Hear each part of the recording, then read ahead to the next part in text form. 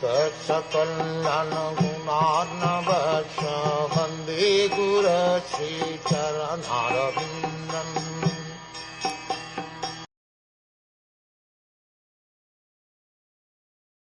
The great sage Narad replied, "My dear king, please do not be aggrieved about your son. He is well protected by the Supreme Personality of Godhead. Although you have no actual information of his influence, his reputation is already spread all over the world. Sometimes when we hear that great sages and devotees go to the forest and engage themselves in devotional service or meditation, we become surprised. How can one live in the forest and not be taken care of by anyone?"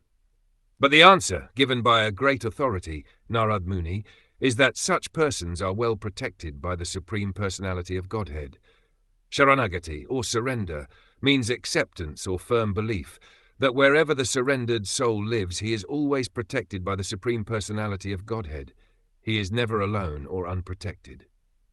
Dhruv Maharaj's affectionate father thought his young boy, only 5 years old, to be in a very precarious position in the jungle, but Narad Muni assured him, "You do not have sufficient information about the influence of your son.